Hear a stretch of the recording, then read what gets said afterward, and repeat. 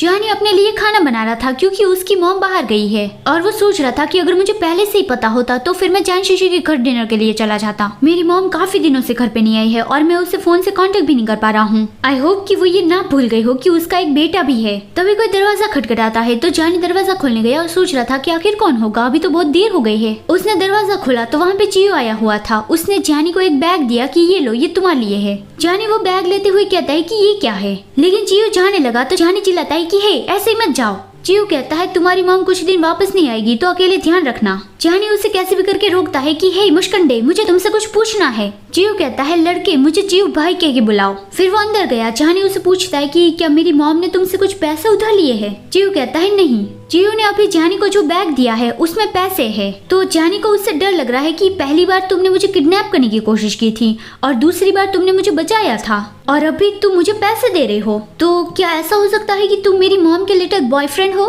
चियो कहता है नहीं। जानी कहता है तो फिर तुम्हारा बॉस मेरी मॉम का पीछा कर रहा है? चियो कहता है नहीं। जानी कहता है ये सच में ब्लैक मनी नहीं है ना? इससे मैं जैसे चाहूँ वैसे स्पेंड कर सकता हूँ, लेकिन इससे पहले मुझे इस पैसों को लेना होगा। और वो उछल के कहता है कि हाँ सही कहा, तुम एक बुरे पर्सन हो जो बुरे लोगों को सबक सिखाते हो। अगर स्कूल में कोई मुझे बुली करेगा तो क्या तुम मेरी मदद करोगे? चियो कहता है नहीं। जानी ने कितना कुछ गैस किया लेकिन चियो ने जवाब दिया नहीं। जानी कहता है कि तो फिर तुम जा सकते हो, मेरे नूडल्स चल रहे हैं। चियो नूडल्स चेक करने गया और कहा कि स्मेल तो बहुत ही अच्छी आ रही है, तो फिर मैं खाने के बाद ही जाऊंगा। जानी तो एकदम स्पीचलेस रह गया कि ये आखिर चल क्या रहा है। यहाँ पे दूसरी ओर मोगवानशान के कपड़ों से काफी ज्यादा टोमेटो सॉस की स्मेल आ रही थी, तो फिर उसने अपना हुडी भी निकाल दिया और वो हित्यान के बारे में सोचता है कि वो तो एटलीस्ट 10 मिनट से वैसे ही वहाँ पे पड़ा है। शायद मुझे 2-3 थप्पड़ लगा के उसे जगाना पड़ेगा। नहीं, अगर मैंने ऐसा किया तो फिर ये शैतान लड़का जरूर मुझसे इसका बदला लेगा। उसने अपने कपड़े एक प्लास्टिक बैग में रखे और हितियान को खींच के उसके बेड तक ले जाने लगा, क्योंकि वो जाने से पहले हितियान को भी यहाँ पे पड़ा नहीं रहने देना चाहता था, तो फिर वो उसके बेड तक ले जा रहा था। हितियान तो सच में बेहोश हो गया हो वैसे एक्टिंग कर रहा था और सोच रहा था कि क्या तुम सच में मुझे मारना चाहते हो? मैं उससे घसीटते हुए बोल रहा था कि मैं आखिरी बार तुम्हारी मदद कर रहा हूँ, अब आगे से मुझे कभी भी परेशान मत करना।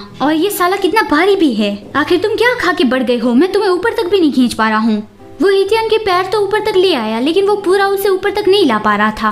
वो बहुत ज्यादा थक गया था और उसे आइडिया आया कि हाँ बिल्कुल, मुझे उसका हाथ खींच के उसे ऊपर लाना चाहिए। लेकिन जैसे ही उसने हितियान का हाथ खींचा, उल्टा हितियान ने उसे अपने ऊपर खींच लिया। वो उसके ऊपर ही गिर पड़ा, लेकिन वो फ्लोर का सहारा लेके उससे थोड़ा दूर रह रहा था और गुस्से से कहता है कि तुमने फिर से मुझे फंसाया। हितियान कहता है तुम वहाँ नीचे मुझ पे बहुत ज्यादा प्रेस कर रहे हो। वो गुस्से से उसे गाली देता है क्योंकि वो जरा सा भी नहीं हिल पा रहा था। हितियान उसका मजाक उड़ाता है कि तुम तो कितने खूंखार हो, अगर तुम ऐसे वहाँ पे रब करते रहे तो फिर सिचुएशन बहुत ही ज्यादा डेंजरस हो जाएगी। ये सुन के वो डर गया और कहता है कि तो फिर जल्दी से मेरे नीचे से बाहर निकलो। हितियान कहता है कोई मुझे ऑर्डर्स दे, वो मुझे पसंद नहीं है।